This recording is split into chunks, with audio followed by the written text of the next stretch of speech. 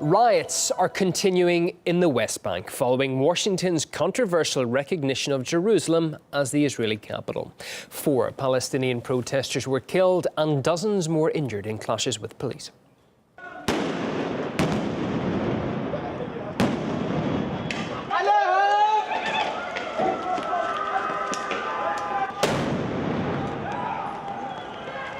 Palestinian is said to be in a critical condition after allegedly stabbing an Israeli defense soldier earlier today at a checkpoint, we understand, in the West Bank town of Ramallah. While here in Jerusalem there were a small number of protesters who spent most of the day shouting Allah Akbar.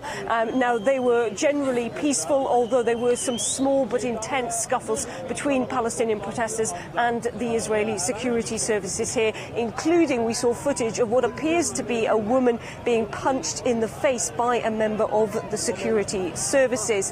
In addition to that, that small group of women who were holding that protest for a number of hours actually were at one point preventing Jewish people from being able to leave and go up the steps here at Damascus Gate. And as a result of that, the security services came down and forcibly removed them, pushing them up the steps and away from this area. So the tensions still remain. They're bubbling, not just under the surface, but over the surface. People incredibly unhappy by that decision by Donald Trump more than a week ago. Now, on the latest developments of that, we've heard also that Turkey and Lebanon have decided that they are going to open embassies for Palestine here in East Jerusalem. That comes off the back of that extraordinary meeting that was held in Istanbul just a few days ago, where it was announced by the Organization of Islamic Cooperation that they would recognize East Jerusalem as being the official capital of Palestine, in direct contradiction from what the USA did more than a week ago by recognizing Jerusalem as being the capital of Israel.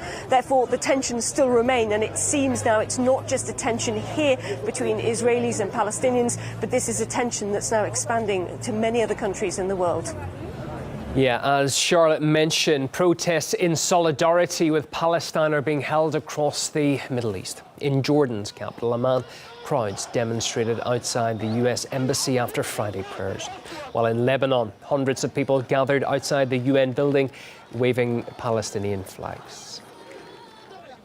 Protests have been raging in Gaza as well. One march was largely peaceful, but saw protesters burn US and Israeli flags. Elsewhere in Gaza, as local journalist Hind Kudari reports, things turned violent quickly. We are still at Nahal Oz buffer zone and tensions are increasing. The Israeli army are throwing tear gas bombs, as you can see, actually raids of tear gas bombs. They're also throwing live bullets. We can hear the live bullets.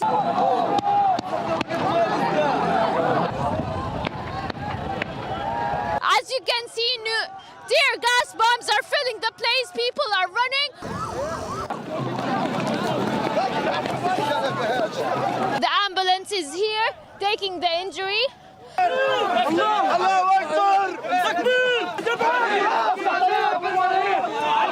Since the morning, there were lots of protests and demonstrations all over Gaza Strip. There was a million march all over Gaza Strip. The Palestinian factions and the Palestinian leaders called their supporters and the Palestinian citizens to come to the confrontations, to confront with the Israelis, to express their anger against Donald Trump's decision.